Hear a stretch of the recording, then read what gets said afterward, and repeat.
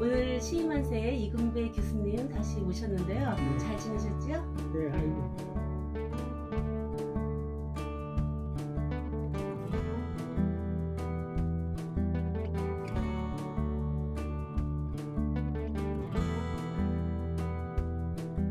봄볕이 가득합니다. 네, 네네. 여기 지금 우리 이금배 교수님 연구실인데요. 한강도 보이고 너무 멋있는 곳인데요. 오늘은 이제 시창작법에 대해서 한번 여쭙고 싶어서요. 많은 분들이 또 궁금해하시더라고. 시창작법이 어떤 게 시를 써야지만 잘 쓰는지 거기에 대해서 조금 듣고자 합니다. 그렇습니다. 시 쓰는 것은 무슨 방법이 있어서가 아니라 우리 민족은 옛날부터 그 시를 숭상하는 나라였어요. 그래서 저는 우리 한국을 말할 때, 내 나라를 말할 때 시로 해가 뜨고 시로 달이 지는 나라다. 시로 농사 짓고 시로 길쌈하고 시로 나라 살림하는 나라다. 그렇게 늘 말해왔습니다. 그리고 우리 결에는 모두가 시인이에요. 근데 왜 그러냐 하면은 우리 민족은 우리 민족이라고 하는 것은 혈통이 아닙니다. 제가 이제 방문하신 선생님과 저와 어떤 혈통을 가졌는지 몰라요. 그렇지 않습니까? 올라가면은. 그런데 그 민족은 언어입니다. 한 언어를 쓰는데 우리 민족은 단일 민족으로서 우리 민족이 쓰는 말이 너무 아름답고 낱말 수가 많아요. 적어도 200만 단어가 된다고 그래요. 우리가 영어 사전이나 한문 사전 봐더라도 몇 자 안 되지 않습니까? 그런데 우리는 200만 단어가 되고, 또 하나는 우리나라는 이제 한글이 바로 발음 기호가 돼가지고 어느 나라의 문자들도 300~400개의 발음 기호를 가지고 있는데 우리 한글은 12,000개의 발음 기호가 있어서 어느 나라 말이든지 뭐 찌아찌아든지 스마트라든지 어느 무슨 브라질이 어느 나라든지 간에 이상한 발음, 복모음 복자만 있잖아요. 뭐 빽빽차, 뭐 이런 것들을 기록할 수 있는 문자는 바로 우리나라 한글밖에 없습니다. 그러면 생각해 보십시다. 아까 우리 민족은 시를 쓰는 민족이었다 하는데 옛날에는 우리가 이제 과거를 보면은 이제 시를 잘 써야 과거에 급절합니다. 물론 다른 학문도 하지만은 그 시를 잘 쓰는 사람이 벼슬을 하고 또 훌륭한 인격자가 되고 이렇게 되는 것이죠. 그래서 이제 우리가 어렸을 때부터 서당깨도 3년이면 풍어를 읽는다고 그랬습니다. 이 풍어리라는 것은 음풍영월이 약자 아닙니까? 옛날에 시를 바람을 읽고 달을 노래한다 해서 음풍영월 아닙니까? 그러면 서당깨도 3년이면 풍어를 읽는다는 거는 서당깨도 3년이면 시를 지을 줄 안다, 그런 뜻입니다. 그러네요. 그만큼 우리는 시를 상상하면서 옛날에 이제 한문 공부지만은 천자문을 떼면 바로 시를 쓰고 그랬어요. 가령 율곡이 선생 같은 분도 8살 때 쓴 시가 지금도 있습니다. 그러니까 또 김시숙 같은 분은 오세동이라고 그래요. 5살 때부터 시를 썼다고 그래서 오세동이라고 합니다. 그럴 만큼 우리 민족은 아주 시를 숭상하고 또 DNA가 저는 그렇게 생각합니다. 다른 나라 민족, 가령 뭐 인도 같은 사람은 수학적 머리가 좋다고 그래요. 근데 한국인은 이 글을 쓰는 이 머리가 좋습니다. 뿐만 아니라 이런 신명이 많아서 그런 예술적 감성 이게 폭받쳐서 이게 그림으로 가면 그림이 되고 무슨 노래가 되고 또 무슨 이게 뭐 시가 되고 다 이렇게 되는 것이죠. 그렇기 때문에 옛날 사람들은 무슨 시의 작법을 가지고 시를 쓰진 않았습니다만은 이제 시가 점점 이렇게 문명과 함께 되면서 시쓰기라는 것은 여러 가지로 무슨 학문적 깊이도 있어야 되고 또 사유의 깊이도 있고 그래야 됩니다. 그럼 첫째 시를 쓰려면은 시를 쓰려고 하는 데 대한 자료가 있어야 되죠. 그래서 제가 이제 이거는 이제 뭐라든 돌팔이 시작법이라고 말을 하는데 허가 맡은 건 아닙니다만 제가 이제 문예창작과 교수를 뭐 오래 했어요. 80년대부터 했으니까 저부터 한 40년 문예창작과에서 학생들을 가르쳤습니다. 근데 제가 가르치는 과목이 시창작 실기예요. 근데 시를 어떻게 쓰냐고 가르치다 보니까 물론 이제 그 실온책이 많습니다. 교보에 가더라도 실온책이 많고 실온지만 그 실온은 다 그 응용이 안 돼요. 또 이론은 이론으로만 남고 실제 쓰는 건 쓰는 것대로 있고 그래서 좀 제가 이제 좀 알아듣기 쉽게 하는 그 이근배 시작법 9가지라는 걸 가지고 강의를 한 일이 있습니다. 이근배 시작법 9가지. 그래서 그 첫째 9가지니까 이제 9가지 쓰겠습니다. 첫째, 시의 첫 줄은 신이 준다. 그거는 내가 한 말이 아니고 폴 바렐이라고 하는 프랑스의 시인이 한 말입니다. 그러면은 시의 첫 줄은 신이 준다고 그랬는데 신이나 무슨 악마가 가만히 있는데 나한테 너 이런 좋은 구절로 한번 써봐라 그렇게 하겠습니까? 그건 아닙니다. 다시 말하면 시의 첫 줄을 얻기에는 그렇게 신이 주는 것만큼의 그 사람의 어떤 그 사색의 시간이 있어야 됩니다. 참 머리를 굴려야 돼요. 그래서 뭐 쓸까 하다가 떠오르거든요. 그 하늘도 스스로 돕는 자를 돕는다고 자기가 내놓는 거지 신이 주는 건 아니다 그거예요. 그러면 이제 어떻게 하느냐? 우리가 이제 그 시작법에 있어서 유의 창작 시간이라는 게 있어요. 유의 창작 시간. 그건 무슨 소리냐면 내가 시상이 떠올라서 이건 써야지. 또 뭐 이렇게 오늘 내일까지는 작품을 써야지. 이건 오늘 뭐 문학 원고 마감을 하니까 작품 써야지 하고 막상 원고지를 봤다. 혹은 컴퓨터 앞에 앉았다. 했는데 안 떠오른다고 해서 암만 기다려도 안 되거든요. 그러면 이제 자기는 일상으로 돌아가는 거예요. 뭐 나가서 뭐 친구를 만나든지 전화하든지 또 혹은 뭐 무슨 여행을 술을 마시든지 또 뭐 여자들 같으면 뭐 밥을 짓든지 빨래를 하든지 이렇게 자기 일상으로 돌아가는 거. 일상으로 돌아가지만 문제는 제가 그 학생들한테 이렇게 말합니다. 시 만드는 공장은 없다. 그게 뭐냐면 내 머릿속에 있는 거야. 그게 머릿속에서 뭐가 움직여야 되는 건데 머릿속에 충분히 막 가동해요. 요새 내가 엊그제 무슨 텔레비 보니까 뭐지 비트코인인가 뭐 하는 그 가상화폐라는 게 있는데 비트코인. 그게 뭐 보니까 무슨 이상한 컴퓨터 같은 게 수백 대를 갖다 놓고 돌려가지고 거기서 뭐가 하나 나오는 것 같아요. 나는 시가 우리 머릿속에 비트코인 같은 거를 생산하는 기계라고 생각해요.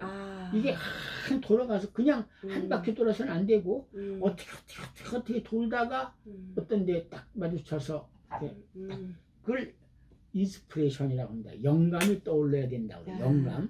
영감이란 말 자체가 물론 이제 한문 용어인데 실령영자 느낄 깜짝 아닙니까? 이게 귀신이 주는 느낌이라는 뜻이 영감이 떠오르는 거죠. 귀신이 준다는 게 마찬가지. 영감이 떠올라야, 인스피레이션이 떠올라야지. 그래서 알퐁스 도테라고 하는 시인은 그 인스피레이션이 떠오르면 18시간을 자지도 않고 먹지도 않고 글을 썼다는 게 있고 막 떠오르는 거야. 부글부글 막 그 용암이 이렇게 솟아오르듯이. 또 그 반 존스라는 화가는 자기가 그리고 싶은 그림이 벽에 걸려 있어. 그리지도 않았는데 걸려 있어. 그래서 붓을 맡았다고도 하고. 또 누구야? T.S. 엘리어트는 달걀이 서서 익어가는 것 같다. 달걀 액체 아닙니까? 지금 이게 나중에 되면 덩어리로 익으면은 딱 하나의 그 물체가 되지 않습니까? 그런 거와 같다고 그랬고.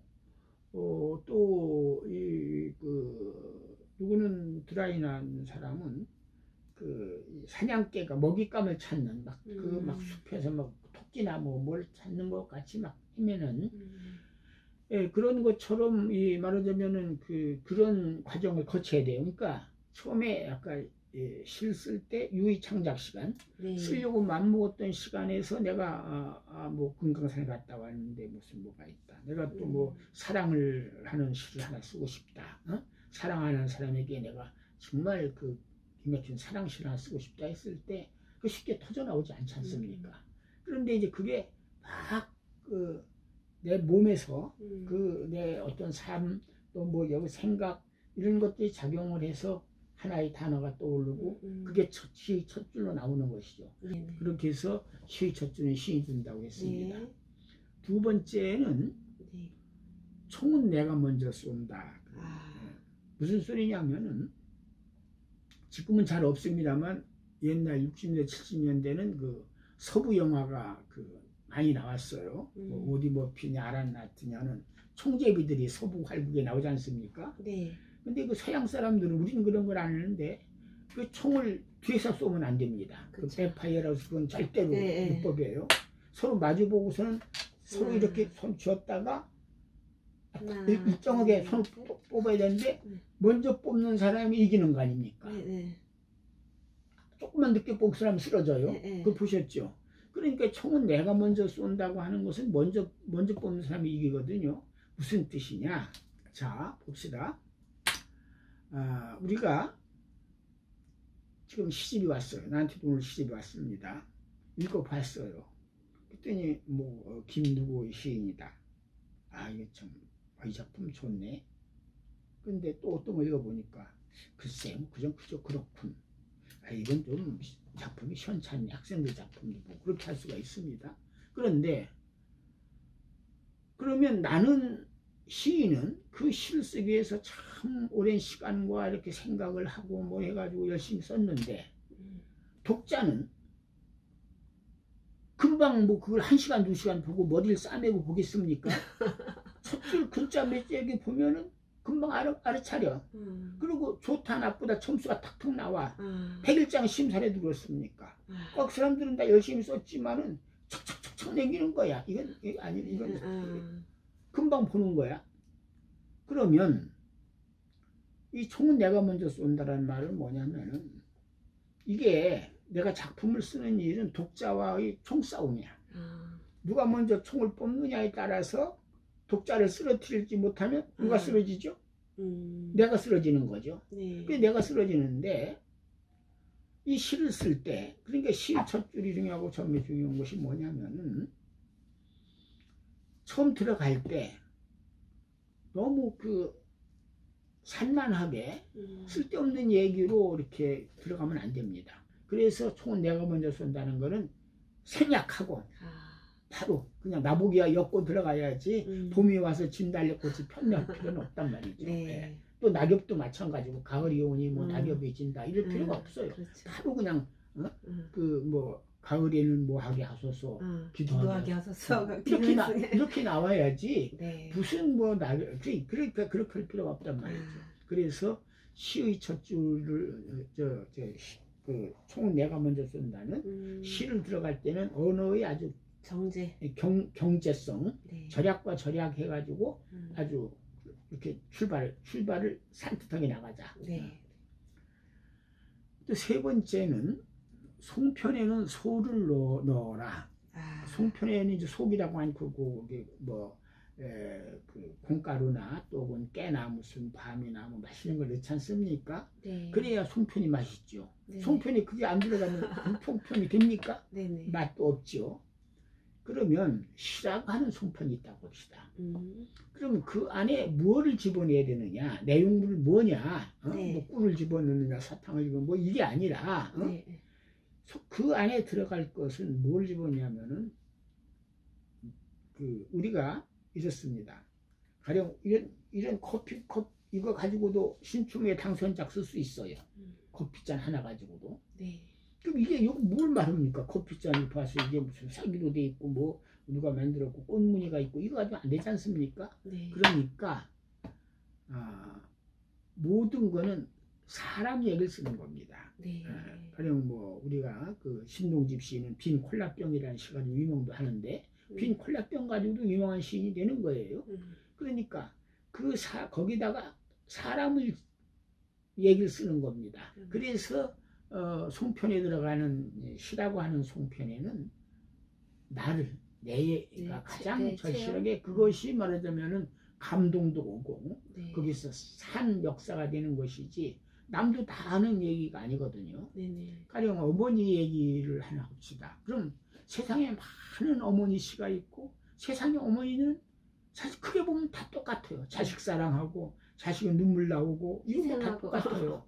근데 제가 이제 한 75년에 썼던 냉이꽃이라는 시 보면은 어머니가 매던 김밭이 어머니가 흘린 땀이 자라서 꽃이 된 거사 이렇게 시작하거든요. 어머니가 흘린 땀이 자라서 꽃이 된 거사.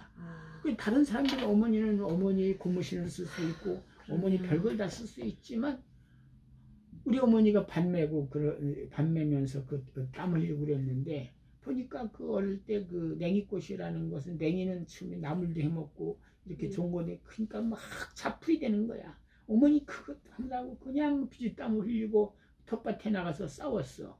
그게 저 꽃 피는 거 보니까 아 네가 내 어머니 땀을 먹고 자란 꽃이구나. 벌써 본 얘기가 다르잖아요. 같은 어머니 얘기라도 그 뭐에 따라서 어떻게 쓰느냐에 따라서 그러니까 어머니라는 시집을 낸 사람도 많고 어머니 시를 쓰는 분도 많지만 어머니 얘기가 같은 어머니 똑같은 어머니가 아니라 각각 다른 어머니가 있단 말이에요. 그러면 뭐냐?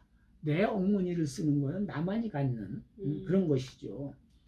그래서 그 시를 쓸 때는 나를 집어넣어라 그런 것입니다. 내 참 체험이 살아있는 체험이 있을 때 그것이 말하자면 그 살아있는 시가 되는 것입니다.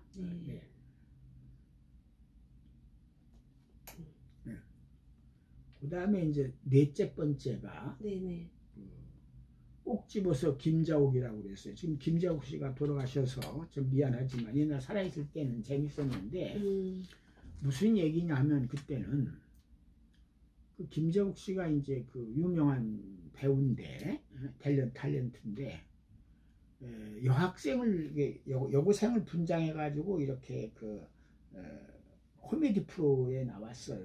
저도 봤어요. 봤죠? 근데 어떤 아줌마가 지나가다가 이제 김자옥 보고 너 예쁘네 그러니까 김자옥이 얼굴 반짝 들고 그냥 예쁘네라고 마시고요. 꼭 집어서 김자옥이라고 해주세요. 그런 거야. 그 예쁘네 하면 뭐 A, B, C, D 다 예쁘다고 그럴 거 아니야? 언어 우대물로. 그건 재미없는 거야. 그게 내가 무슨 얘기냐? 우리가 그냥 춥다, 외롭다, 배고프다, 아프다. 이건 아무 소용이 없어. 뭐 아파도 어떻게 아픈지, 배고파도 어떻게 배고픈지, 추워도 어떻게 추운지가 담아야지. 그냥 난 추워 죽겠네 하면은 그냥 옷이 없어 추울 수도 있고 뭐 무슨 난방이 안 돼 추울 수도 있고 그건 아무 의미가 없는 거예요. 그때 그 삶을 하나하나를 꼭 집어서 구체화식으로 표현해야 되나?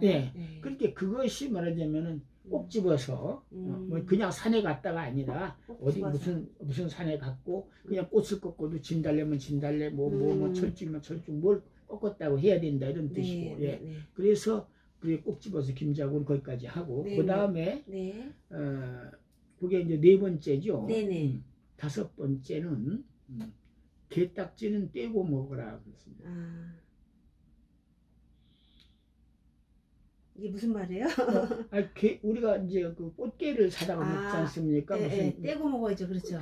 그 꽃게를 사면 가령 뭐 매운탕을 끓여도 게딱지는 떼야 되고 또 쪄 먹어도 그렇고 고 먹어도 그간 게딱지 게장을 담아도 게딱지는 떼고 먹어야 되잖아요. 게딱지 덮고 먹을 수가 없잖아요. 그렇죠. 그런데 우리가 쓰는 말에는 늘 게딱지가 붙어있는 말들이 있어요. 근데 그 게딱지가 붙어있는 말들을 그냥 시에 쓰면 안 되는 거야. 그거는 게딱지를 떼어내야 돼요. 다시 말하면 자 우리가 쓰는 말에도 밝은 말이 있고 어두운 말이 있습니다. 그 밝은 말은 뭐죠? 뭐 태양 그러면 밝죠. 밤 그러면 어둡잖아요. 웃음 그러면 어떻습니까? 밝아요. 울음 그러면 어둡죠. 그렇죠. 사랑 그러면 어떻습니까? 밝고 미움 그러면 어둡죠. 밝은 말과 어두운 말이 있어요. 그런데 차가운 말과 따뜻한 말이 따뜻한 말과 차가운 말. 아까 얘기처럼 자 사랑 따뜻하지 않아요? 네. 미움 그러면 어때요? 차갑죠. 예. 아까 그 말 다시 한번 반복하면은 그 우리가 이제 웃음 그러면은 따뜻하고 뭐 울음 그러면은 말하자면 차갑고 또 무거운 말과 가벼운 말이 있어요. 네. 무거운 말과 가벼운 말. 가령 행복, 탄생 뭐 이런 것들은 가볍죠. 네. 예. 그런데 죽음, 혁명, 전쟁 이거 무거워요. 무겁잖아요. 네네. 그러니까 따뜻한 말은 밝은 말은 따뜻하고 가벼워요. 응? 나비도 나풀나풀 날아가는데 가볍잖아요. 그런데 군화발이 저벅저벅 이러면 무거워요. 무겁잖아요. 네네. 그래서 우리가 쓰는 언어는 그렇게 무슨 그 의태어나 의성어가 아니라고 하더라도 말하자면은 그 밝은 말은 따뜻하고 가볍고 그리고 어두운 말은 차갑고 무겁고 그런 말이 있어요. 근데 그런 것들이 늘 밝은 것과 밝은 것, 차가운 것과 차가운 것 이렇게 붙여 쓰면 안 돼요. 그게 개딱지예요. 네. 그건 왜 그러냐면 자, 한 가지 해봅시다.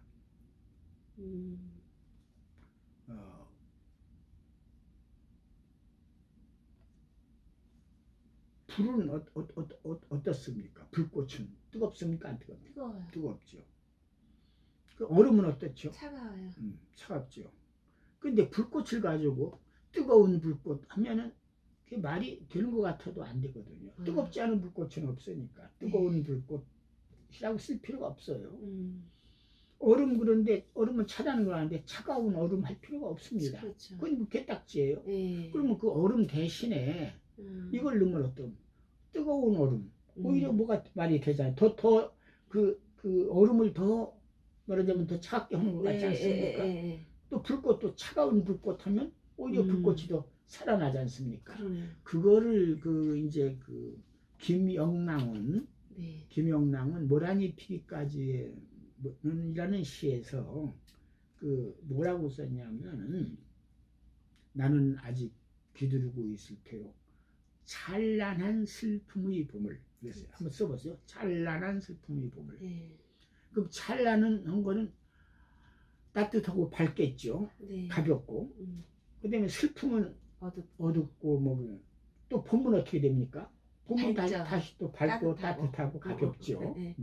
자, 찬란한 슬픔의 봄 이렇게 나가면 돼요. 밝았다, 어두웠다, 밝았다. 그런데 사실 찬란한 슬픔이라는 게 있을까요? 있습니까? 없습니까?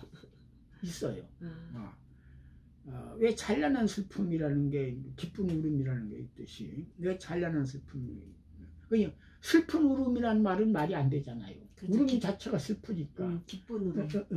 기쁜 울음. 또 기쁜 웃음이라는 건 말이 안 되잖아요. 그렇죠. 슬픈 웃음. 슬픈 웃음이라고 하면 말이 되는 거야. 그거 왜 되냐? 그럼 슬픈 웃음이 있어요.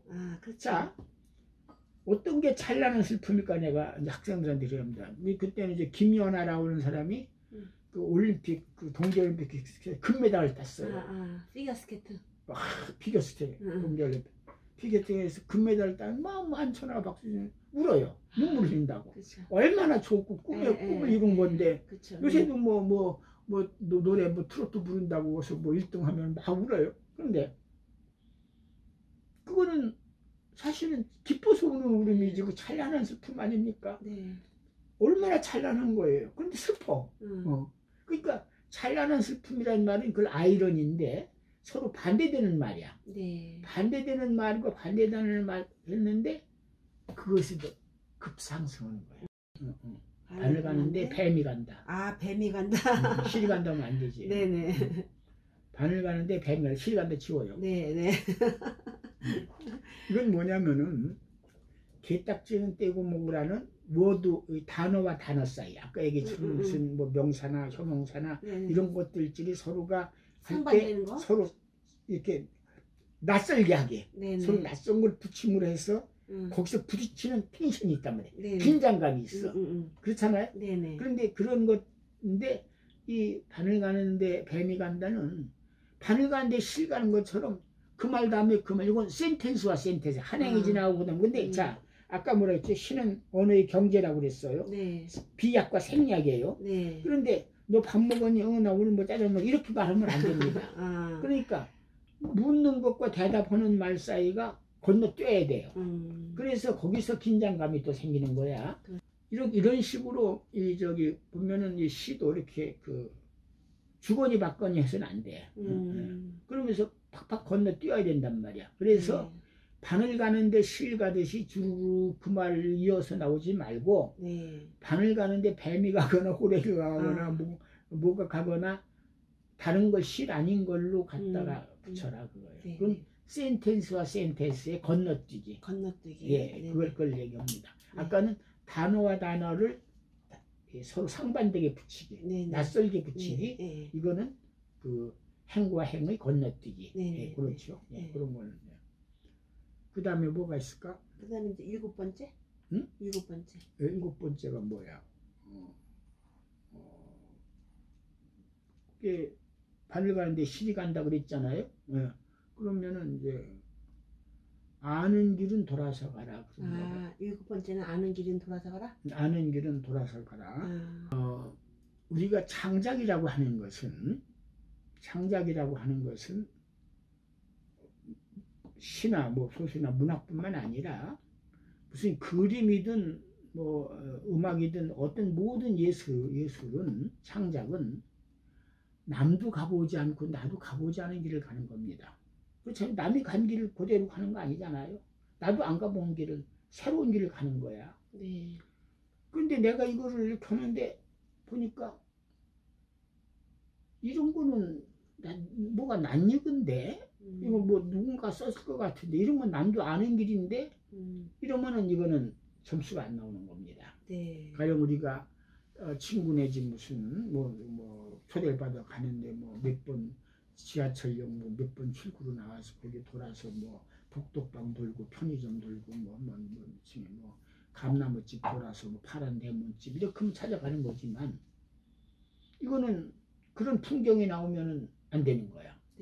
나만이 해낼 수 있는 이 창조적인 거는 나에게도 새 것이지만 남에게도 늘 새 것이어야 되는 그래야 사람들이 감동을 하지 않습니까? 그렇죠. 예. 그래서 그것이 이제 아는 길은 돌아서 가라는 말하자면 무언가 새로운 자기 창조의 세계를 한 줄이 글이라도 그렇잖아요. 한 줄이 글이라도 내가 어떤 많은 무작위한 독자들한테 무언가를 제시하는 건데 이게 그렇고 그런 것이면 안 된단 말이에요. 네네. 그러면 이제 8번째가 궁금한데요. 8번째는 꼬리가 길면 밟힌다. 네. 이제 9번째가 중요합니다. 네. 9번째. 닭 잡아먹고 오리발 내밀기. 닭 잡아먹고 오리발 내밀기. 오리발 내밀기. 이게 이제 뭐냐면은 닭 잡아먹고 닭발 내밀 필요는 없습니다. 그렇죠. 오일리의 무슨 뭐 콩투처럼 뭐 이렇게 뭐 마지막 입새나 뭐 이런 거 다 이렇게 뒤집기잖아요. 마지막에 뒤집기는 아니라도 가령 이런 게 있어요.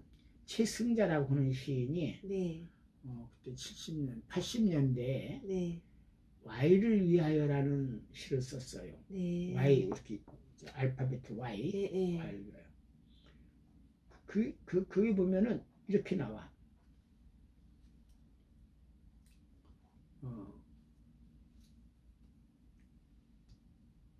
어떤 공순이 뭐 소년집 뭐 처녀가 산부인과 수술대 가서 아기를 띠면서 하는 시야. 뭐 너는 산에서도 들에서도 날 버렸지 뭐 나는 너를 죽여버리고 말 테야 날 올챙이 같은 애 아이는 뭐 꼬리를 달고 막 이렇게 막 나와. 그래서 아주 그냥 막 와이를 위하여 유명한 연가지 사랑의 시인데 근데 마지막에 딱 뭐라고 쓰냐면은 오 개새끼 그래. 근데 오 개새끼고 정말 딱 찍어. 오 개새끼. 그런데 뒤에다 하나 더 붙여. 못 잊어. 그렇게 욕을 해놓고 술대위에서 그놈을 잘 배반하고 간 그놈을 욕을 해놓고서는 오 개새끼 못 잊어. 그게 와이를 위하여라는 아주 그 연시야, 현대 연시야. 개새끼라고 욕해놓고서는 그래서 거기서 끝나면은 그건 시도 아니지. 그 못 잊어 하나 때문에 이제 못 잊어. 오, 개새끼 못 잊어. 내가 내 어머니가 돌아가셨은 시도 어머니한테 용서해달라고 용서해달라고 막 그럴 겁니다. 그런데 그 마지막에 가서 그래. 어머니의 용서가 내게는 천벌입니다. 그래. 어머니 늘 날 용서만 했단 말이야. 어머니 그러니까 서울적십자병원 제사분향실 국가고치장은 어머니의 영정 앞에서 천길 낭떠러지 솟구쳐 오르는 통곡을 씹으며 용서하세요 어머니 용서하세요 어머니 용서하세요 어머니 이렇게 쭉 해서 어머니한테 용서해달라고 비는 시야. 그때 마지막에 어머니 용서는 어머니 용서가 천벌입니다. 내게는 천벌입니다. 그게 제목은 천벌이야. 용서가 천벌이야. 그러니까 그게 마지막에 뒤집기 아닙니까? 닭 잡아먹었는데 오리발을 나오는 거야. 또 윤동주 서시도 그래. 죽는 날까지 하늘로 한 점 부끄러우면 쭉 나오잖아요. 네네. 그리고 나한테 주어진 길을 걸어가야 되겠다. 이렇게 쭉 나왔는데 그게 8편입니다. 7편까지 이렇게 되고서 이제 하나에 딱 10편 끝나서 오늘 밤에도 별이 바람에서 치운다. 이게 무슨 소리야? 지금까지는 그리고 나한테 주어진 길을 걸어가야겠다든지 별을 노래한 마음으로 죽는 날까지 어마어마한 소리 하다가 사실 앞에 거는요 시작법상으로 보면 그거는 시가 아니라 스테이트멘트 진수로야. 가령 이런 거 마찬가지야. 난 지금까지 어머니 아버지한테 말썽만 피우고 말이지 공부도 안 하고 말이지 뭔데 나는 난 앞으로는 좀 효도도 하고 말이지 좀 사람답게 살 거야. 이거는 진술이지. 앞에는 그런 얘기 같아. 네네. 근데 마지막 한 줄이 딱 알쏭달쏭한 오늘 밤에도 별이 바람에서 치운다. 이거 무슨 소리야? 이게 앞에 거에 대해서는 이게 닭 잡으면 오리발 내는 소리다. 이게. 그러니까 시의 그 마지막은 말하자면 끝줄은 아까 첫 줄 이야기도 했지만 그 끝줄은 그렇게 꼭 반전까지는 아니라고 하더라도 내가 이제 학생들한테 그렇게 합니다. 자, 수산시장에 가면은 죽은 생선이 비싸다, 산 생선이 비싸냐 그러면 산 생선이 비싸죠. 그래. 그럼 죽은 생선이 꼬리치냐, 산 생선이 꼬리치냐면 산 생선이 꼬리치죠. 그래. 타닥타닥 그렇잖아요. 막 잡으려고 광어도 묻으면 타닥타닥 하잖아요. 자, 마지막엔 꼬리를 탁 차야 된다.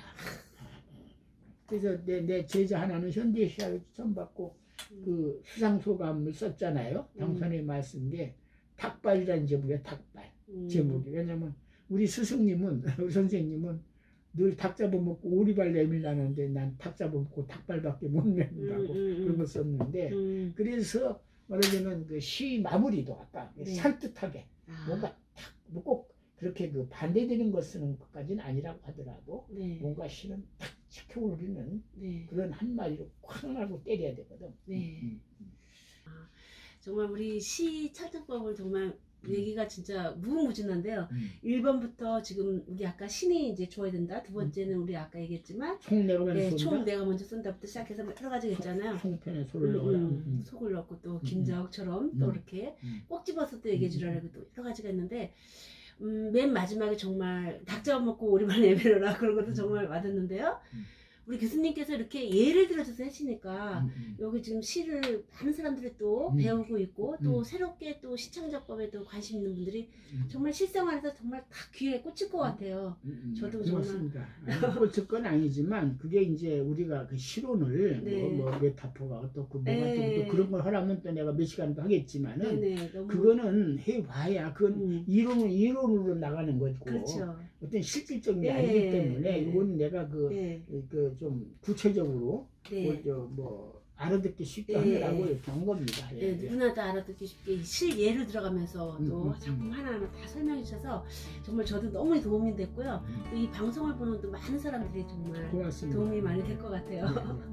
시간 내주시고요. 이런 귀중한 말씀 정말 너무 감사드립니다. 네, 감사합니다. 네, 고맙습니다.